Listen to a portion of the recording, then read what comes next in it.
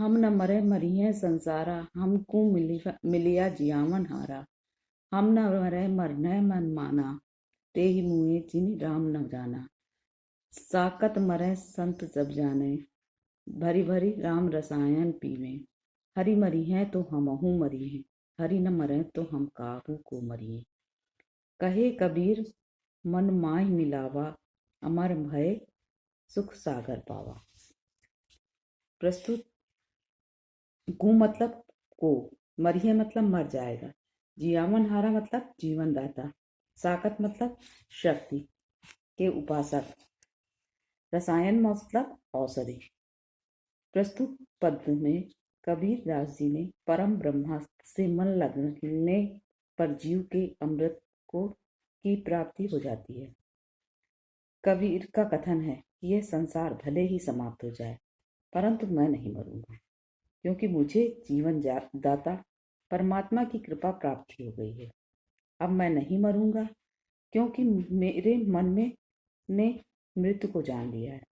इस संसार में वे ही मृत्यु को प्राप्त होते हैं जिन्होंने परम कृपालु राम को नहीं पहचाना, अर्थात परमात्मा को नहीं जाना। शाक्त जो सत्य के उपासक होते हैं वे मर जानते हैं, किंतु परम तत्व को जानने वाले संत जन सदैव जीवित रहते हैं, क्योंकि ये संत जन पात्र भर भरकर राम रूपी रसायन का पान करते रहते हैं। मेरी मृत्यु तो उसी समय होगी जब भगवान अर्थात परमात्मा भी मर जाएंगे। यदि भगवान नहीं मरता और क्योंकि वह तो अमर है, तो मैं किस प्रकार से मरूंगा। मैंने अपने मन को परमात्मा के मन में मिला दिया है, अर्थात मेरी आत्मा और परमात्मा का मिलन हो गया है। इसलिए मैंने अमर होकर सुख रूपी सागर को प्राप्त कर लिया है। तात्पर्य यह है कि आत्मा आनंद के सागर उस परमात्मा के साथ मिलकर स्वयं आनंद स्वरूप हो गई है। काहे री नलिनी तू मिलानी, तेरे ही नाल सरोवर पानी, जल में उत्पत्ति जल में वास, जल में नरली तोर निवास। ना तल तापत ऊपर आगी, तोर हेत को उत्कासन लागी। कहे कबीर जे उदिक समान, नहीं मुए हमारे जान। नलनी मतलब कमलनी, नाली मतलब कमल की नाल या डंडी, तली मतलब नीचे, हेतु मतलब प्रेम, कासन मतलब किसके, उदिक मतलब जल, समान मतलब समाये हुए, जान मतलब समझ से। कबीर ने इसमें आत्मा की स्थिति पर प्रकाश डालते हुए कमलनी के माध्यम से समझाने का प्रयास किया है। इस पद की व्याख्या दो प्रकार से की जा सकती है। कमलनी के पक्ष में, हे कमलनी तू क्यों मुरझा रही है, तेरे नल या डंडी तो तालाब के जल में डूबी हुई है, फिर तेरे कुम्हलाने का क्या कारण है। जल में तेरा जन्म होता है, जल में तू रहती है, और हे कमलनी जीवन पूर्ण करने के बाद भी तू उसी जल में विलीन हो जाती है।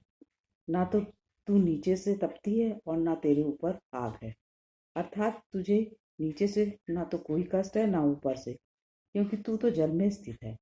फिर तेरे कष्ट या तेरे मुरझाने का कारण क्या है। कबीर उसके मुरझाने का कारण खोज लेते हैं और पूछते हैं कि कहो तुम्हारा किससे प्रेम हो गया है। कबीर को प्रतीत होता है कि कमलनी का सूर्य से प्रेम हो गया, इसलिए वह मुरझा रही है, और अपना निष्कर्ष देते हुए कहते हैं कि जो परमात्मा के समान हो गए हैं उनकी मृत्यु कभी नहीं होती, वो तो अमर हो जाते हैं। और आत्मा के पक्ष में कबीर कह रहे हैं कि जीवात्मा से कहते हैं, हे आत्मा तू क्यों दुखी हो रही है, तेरा मूल तो परमात्मा है, परमात्मा से तेरा जन्म हुआ है, तू उसी में स्थित है, और मृत्यु के पश्चात तू उसी में विलीन हो जाएगी। फिर तेरे कष्ट का क्या कारण है। दूसरी बात यह है कि ना तो मुझे कोई सांसारिक कष्ट है और ना ही कोई दैविक कष्ट। दैविक जितने भी कष्ट होते हैं वो शरीर को होते हैं, आत्मा को नहीं। फिर कहो तुम्हारे कष्ट का क्या कारण है। कबीर पूछते हैं कि परमात्मा को छोड़कर शायद तुम्हारा प्रेम किसी अन्य से हो गया है। तात्पर्य यह है कि तुम्हें अन्य सांसारिक विषयों से जो प्रेम हो गया है उसके कारण ही तुम दुखी हो। अंत में कबीर कहते हैं कि हे आत्मा, तुम स्वयं परमात्मा रूप हो और जो परमात्मा रूप होते हैं वे कभी नहीं मरते, अर्थात प्रमेय होकर अमर हो जाते हैं। इसलिए तुम्हें दुखी नहीं होना चाहिए।